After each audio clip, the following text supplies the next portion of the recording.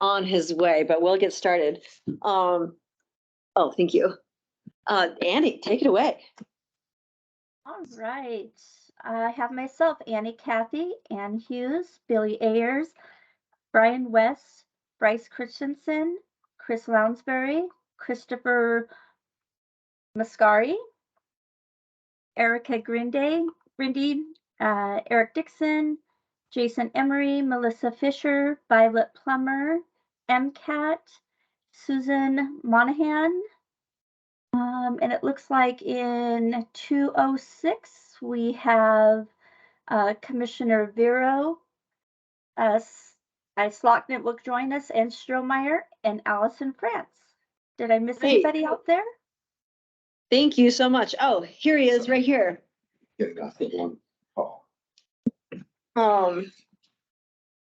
Let's see. Or maybe Josh, can you go to this one and then everyone can see everyone?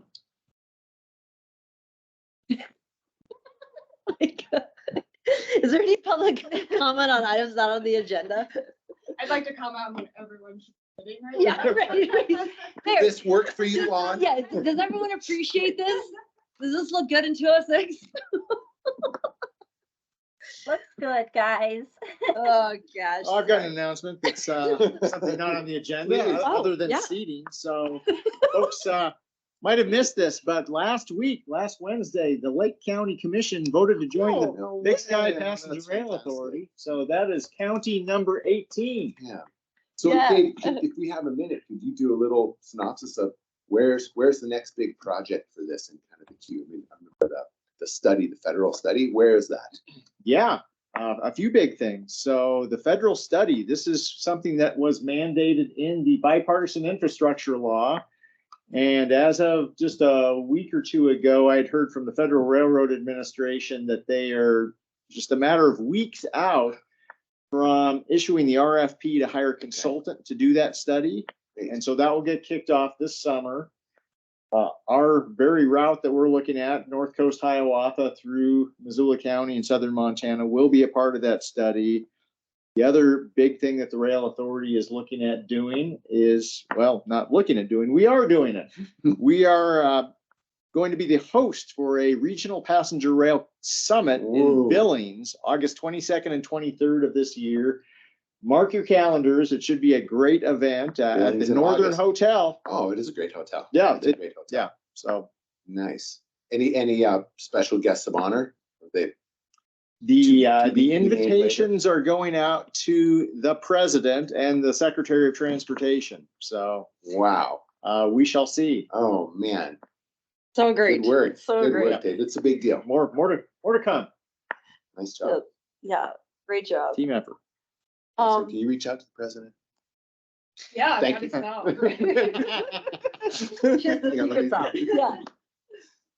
Yeah. Consent agenda. Looks like we have two. Goodness gracious. Nothing. Sorry, I was misreading that. So we don't have a consent agenda. First action item, Eric Dixon.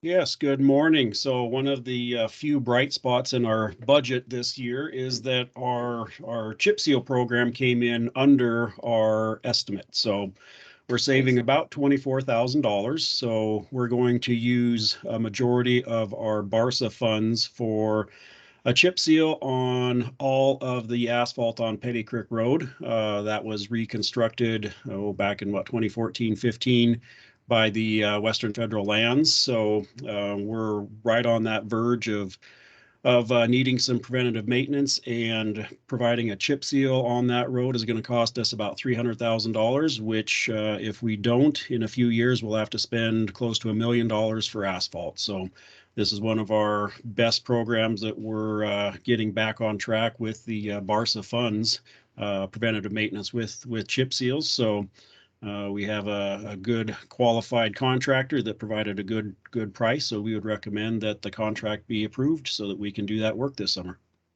Awesome. And then wait, so how long will that chip seal last, do you think? 5 to 7 years at least. We're looking at 7 or 8 years for the asphalt right now, so we're falling into that regular cycle of preventative maintenance with chip seals. overlays and chip seals again. So it's on a good cycle. Great, great. Fantastic. All right, I would move the board approve the PSA with pavement maintenance services. I'll second that. Any further discussion? All in favor? Aye.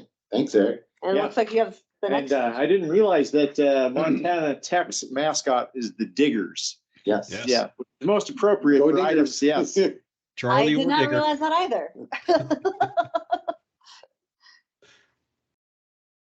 Liquid engineering.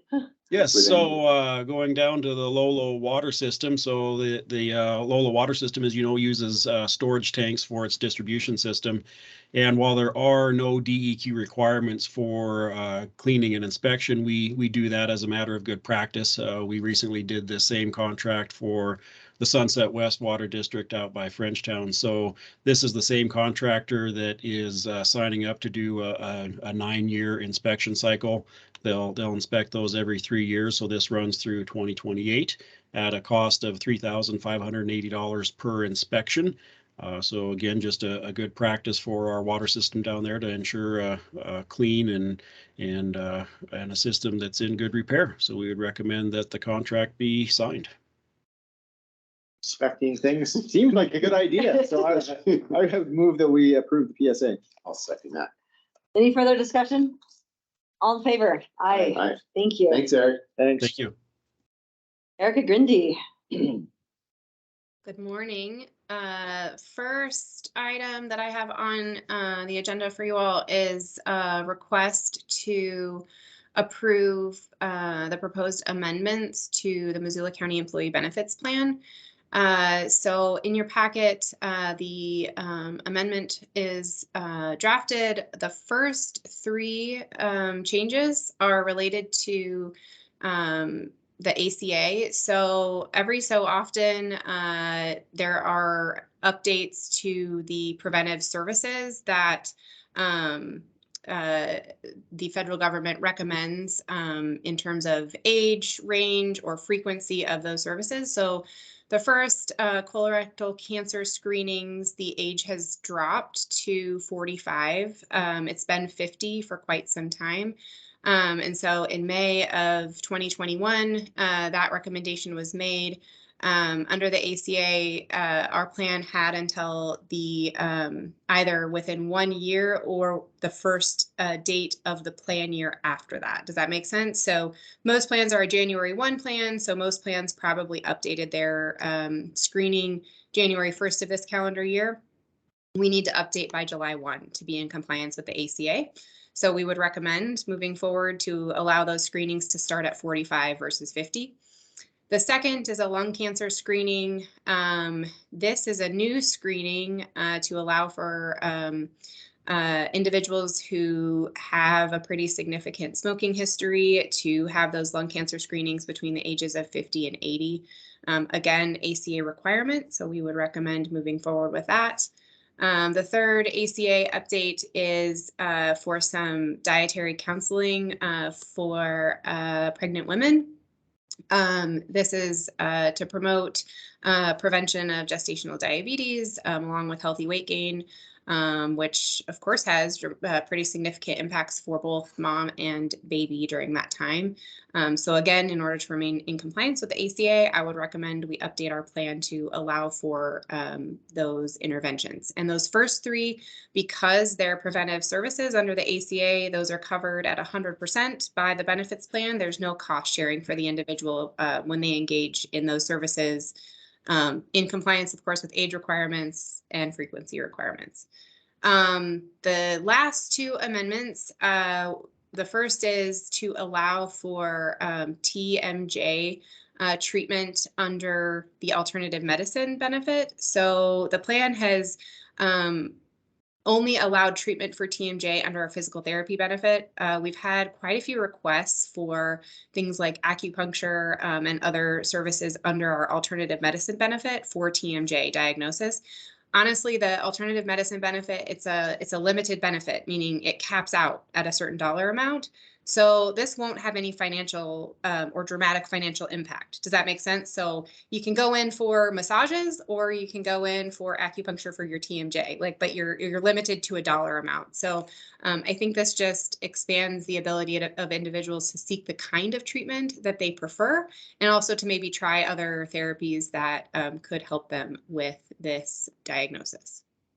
The final amendment is an update to the benefit, the vision benefit. So if you've ever looked at our vision benefit, it's really confusing in terms of how much we will pay for specific lenses. So myself, for example, I wear single vision contacts.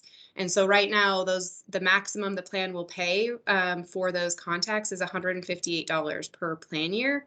But if I had bifocals, I could get those for up to $189.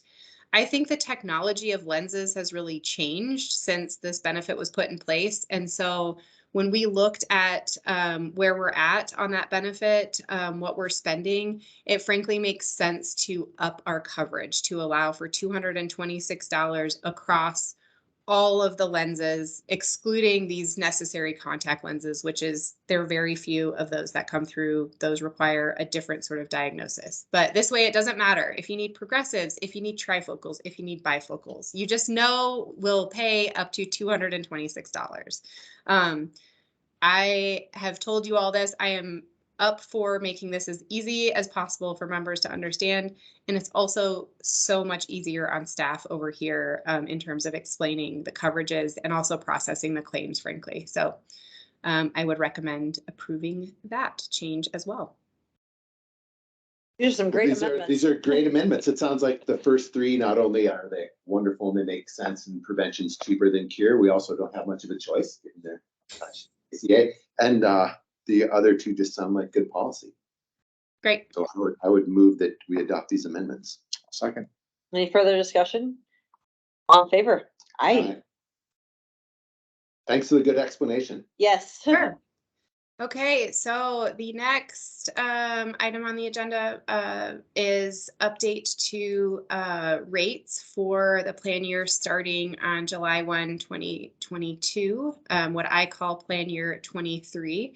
We are recommending a 5% increase to the medical premiums for the plan year.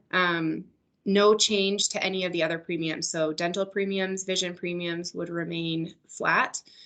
And so in dollars, to get started, what that means is our current premium for a single employee on the plan is $623 per month. With the 5% increase, it would move that to $654 per month.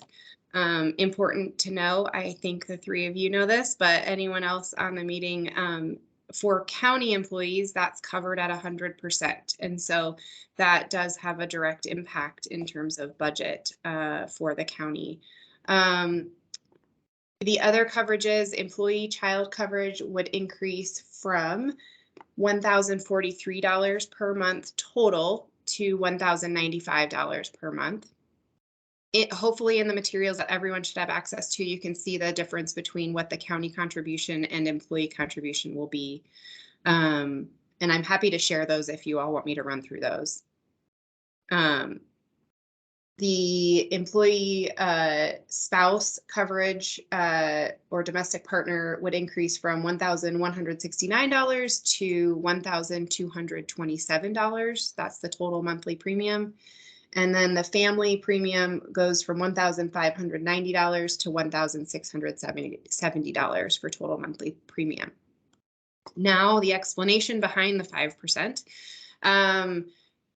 Our spend in terms of, let's first talk about, so the medical premium covers both medical interventions. So, you know, all of our doctor's visits, all of the amendments for the ACA proposed, that's under the medical, as well as pharmacy. So anytime you're going to a medical doctor or you're seeking pharmaceuticals or hospital, all of that's going to be under this premium.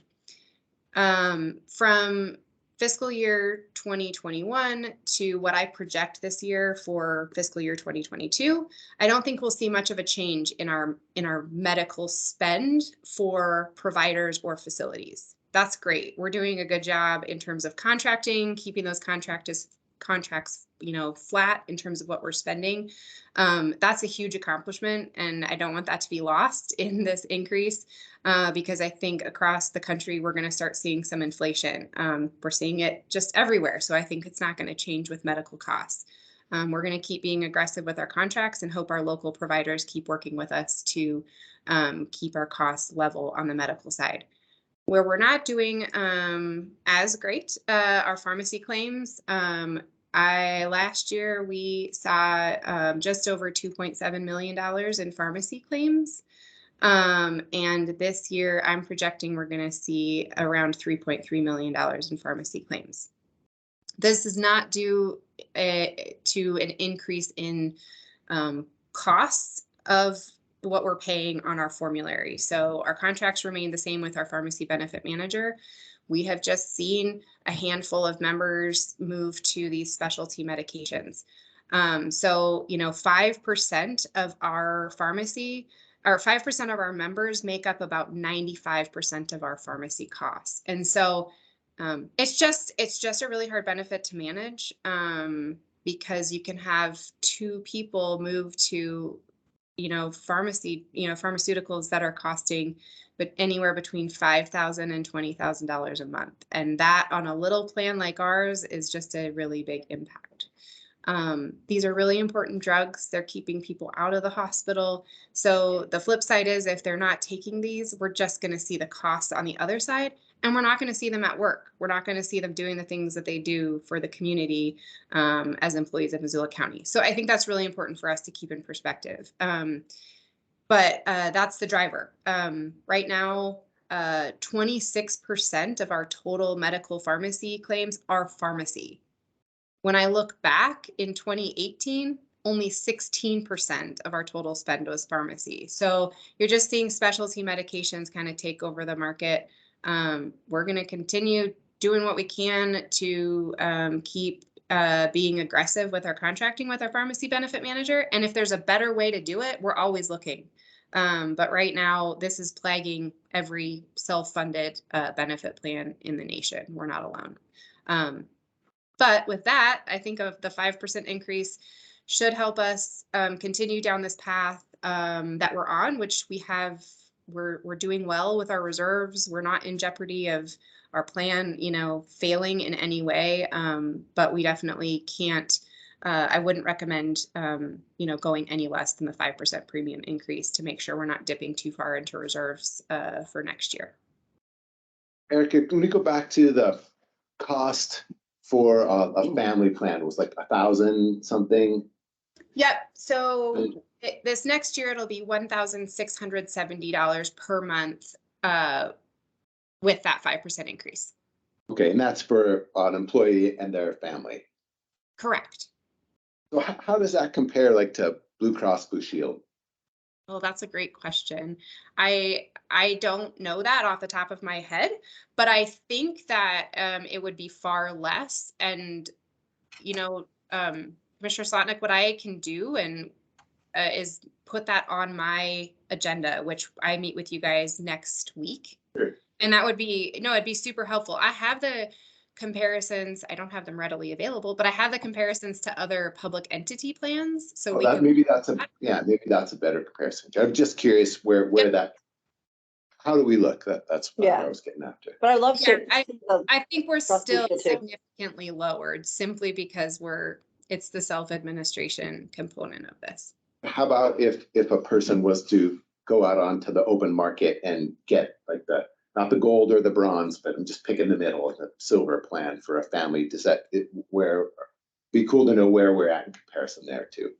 Yep, I can get that data and then also make sure we understand what that plan looks like, right? Yeah. The parameters are probably, we need to make sure we're comparing apples to apples. Yep, exactly. Yeah. Thank you. Yep. Okay, I would move that we approve the increase. I'll second that. Okay, any further discussion? All in favor? Aye. Thank you. Thank you. Thanks, Erica. Bryce, Christians, are these all separate? Should we take them all separately? Which, I think we could probably do the first two together because they're both Noxious Weed Trust Fund grant agreements for grants that we've received. The third one's a little separate. okay, sure, Okay. we'll do 5 and 6. Okay, so I will just briefly give you an overview of these two grants.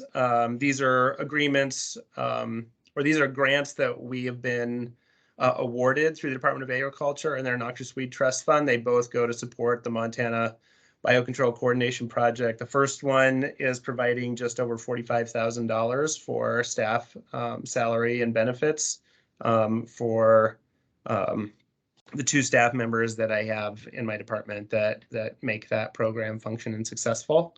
And the second one is a move into our next education material project. So you guys saw the biocontrol field guide and the poster that we recently completed. This is a smaller project that will be creating resin displays of 8 different biocontrol agents and their associated weed species. So if you're not familiar with that, it's clear resin with the actual insects and the flowers within them, and the resin kind of magnifies them so we can take them to meetings or education outreach events, and they magnify the size of these species so you can really get good detail and people can identify them without having to go out into the field. So that one's for $2,500. People are giving us money. Yeah, that's good. That's very good. All right, I would move we Receive that money. receive the money outlined in items 5 and 6. I'll second that. Any further discussion? All in favor? Aye. Okay. Lake All right. Inez. Yep, and so item number 7 is an application to DEQ for our pesticide application general permit, which is required to use pesticides over state waters. And this is a joint permit between the Weed District and the Lolo Mosquito District to cover 2 projects. For the Weed District, it is for herbicide applications potentially to occur within Lake Inez. Lake Inez is the uppermost extent of the fragrant water lily infestation in the Clearwater chain of lakes. And we think, based on what we've found in that population and the size of the population, that it is a good candidate for us to do some control work that would work towards eradication of the population there and push the infestation farther down without risk of reinfestation from other populations in the area. And we're still working on determining what that plan looks like this year for a treatment, but this is a permit that we would need regardless of the amount of herbicide that would potentially be used there. So getting this in place just so we have all our ducks in a row. And for the Lolo Mosquito District, they have not used larvicide in the past as much as they would like to start implementing that as a tool. They have traditionally used the fogger, which is an application that you're working on adult mosquitoes, but the larvicide is an application to stagnant waters within that Lolo Mosquito District that prevents larvae from turning into adults. It restricts their ability to finish their life cycle. So it's a much more effective and much more, I think, environmentally responsible way for us to target our work in the Lolo Mosquito District. Great. Is this the first time we've done any treatment in Lake Inez for pregnant water It will lily? be. It will be. Okay. Okay. I would move that we approve both applications. I'll second that. Any further discussion? Oh, sorry, go ahead. I will say that DEQ has not moved into the realm of accepting electronic signatures. So for this particular contract, we will need the actual original with an inked signature on it. Brought my quilt pen today. Pretty good. Perfect. I think they only accept that. And I'm I'm in Helena for a few days this week, so starting tomorrow. So Oh, boy. Do you need this week? As long as it's signed, I can work with Annie to get an original copy from you all. If you sign the copy that you have in front of you, or we don't even do that anymore, do We we? have nothing in front of us. Yeah, okay. We Okay. can see if we get it. If you get with Violet, maybe we can have it by the end of the day. Okay, Yeah. yeah, as long as there's a printed copy provided to you for you to ink a signature today, then I can work with Violet and Annie and get it. Okay. DEQ will affix it to their homing pigeon and they'll send it here. Yes. It's a pneumatic tube all the way down. Right. Oh, sorry, Annie, what'd you say? That's okay. We'll make sure that somebody prints that off and then we'll get it to Thanks, you guys guys. for Okay. signature right away. Thank you. Hey, well, all in favor? Aye. Aye. Thank you. Thank you. Okay, Thanks. We have the steampunks and Billy Ayers, Motorsports. Hello, can you guys hear me okay? Yeah. Okay, great. So yes, we want to bring back Western Montana Motorsports, Lords of Dirt, as you guys might more publicly know. It was the largest attended motorsports event in the fair history that we know of. You know, we kind of think last year was a pretty special year, and we don't know if we'll be able to chase those exact same numbers again, but we're hopeful to give it another try. It was incredible. Yeah, they were amazing. I had grown men were weeping. Weeping. Yeah, Well, one has the poster in her office. I had the poster in my office. It was, yeah. Lords of Dirt. Well, we all have been talking about ways to even improve it, so we're excited for this year. Yeah, the one-armed flat track racer, novice racer who won was just incredible. That's like our ranch manager was Wow. like weeping next to me Wow. watching Yeah. this. It was incredible. Amazing. Yeah. Yes. Sorry, go ahead. Okay. No, and it was and on the backside of it, it just kept the arena in really great shape. And we were able to restore it. It's not near as damaging as other motorsports. It was a great partnership. So we wanted to continue it. Fantastic. All right, I would move that we approve the PSA with Western Montana Motorsports. Second. Any further discussion? All in favor? Aye. All right. And, yep. Matt Merritt Entertainment.